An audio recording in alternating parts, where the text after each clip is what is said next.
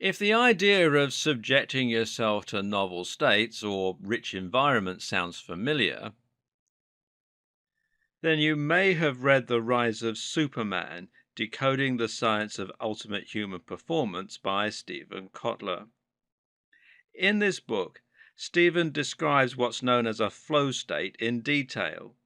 This is the condition in which we are most alive, most happy, and the best at performing. It's the exact opposite of wandering around and being stressed about work. In a flow state, you're so engaged with the surroundings and what's happening that you forget yourself entirely. Sound familiar? It's almost like a form of meditation, except this time you are completely switched onto the world around you. This is something that most of us have experienced at some times in our lives, and you may be familiar with it if you think back. Have you ever dropped something out of a cupboard and moved so fast to catch it that you didn't even think? Have you ever been playing sports when suddenly the world seemed to slow down to a crawl and you were able to move with superhuman reflexes and break your personal record with some kind of superhuman feat? Have you ever been writing and become so engaged with what you're saying that you're able to completely lose track of time? Have you ever been in a conversation that lasted all night? All of these are examples of flow states, and in fact, even watching a film can sometimes mimic flow. In this scenario, you might become so engrossed in what's happening on the screen that you're shocked when you step outside and it's dark. It's almost like waking from a dream. This is like action meditation, and it's thought to be at the heart of most of our scientific breakthroughs, most record breaking athletic accomplishments, and all kinds of other examples of people acting their very best. So, what's going on inside that head of yours when you enter a flow state? Essentially, a flow state is very similar to the fight or flight response, but with less negativity, you could say. It means that you think what's happening around you is very important and deserves all of your attention. As a result, your body starts to produce dopamine, norepinephrine, epinephrine, anandamide, and other neurotransmitters. This causes your brain to become intensely focused, which creates the illusion that time has slowed down. You gain a kind of tunnel vision, and now the only thing you're focused on is that one moment and the things that you have to do to emerge from it victorious. You begin to react almost automatically and instinctively with barely any input from your conscious mind. And what this actually looks like in a brain scanner is called temporohyfrontality, or to translate that into English, this means that for a brief period of time, the front portion of your brain, the prefrontal cortex, has shut down.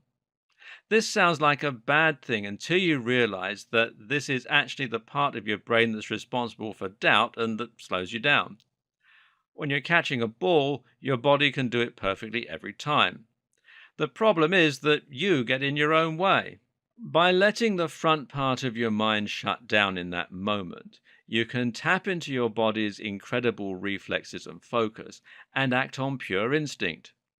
You become an incredible machine capable of inhuman performance. You break records in sports.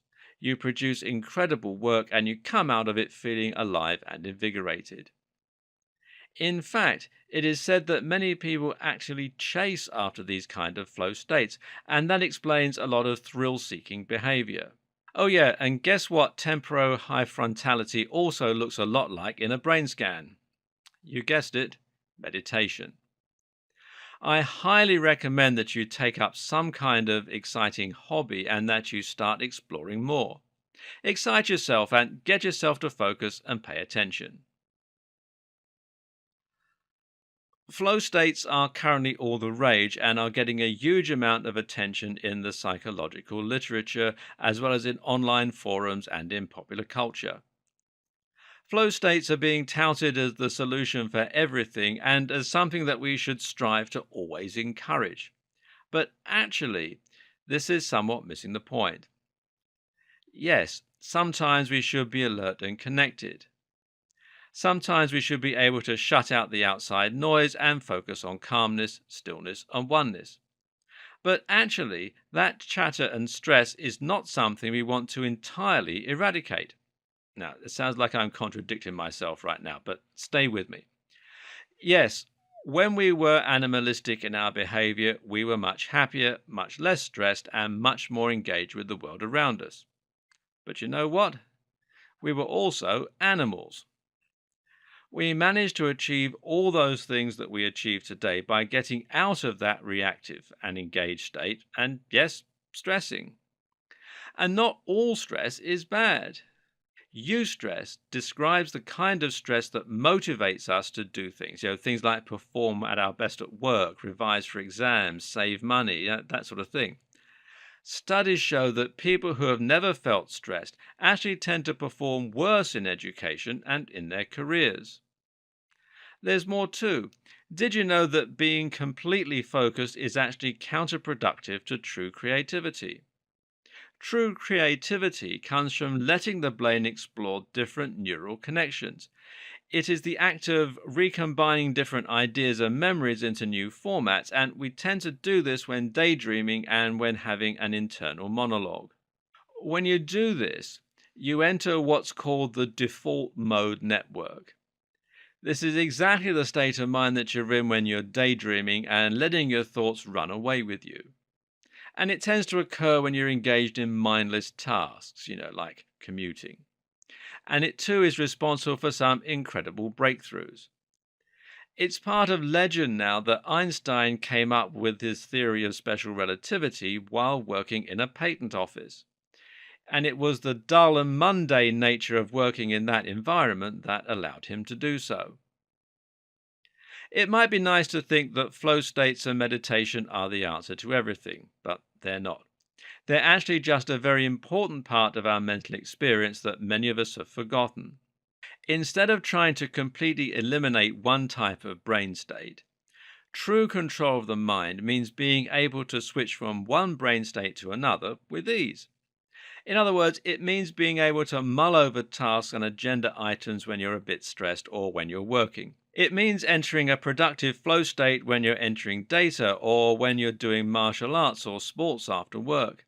And it means being able to switch off and let your brain have some much needed peace and quiet when you get home from work.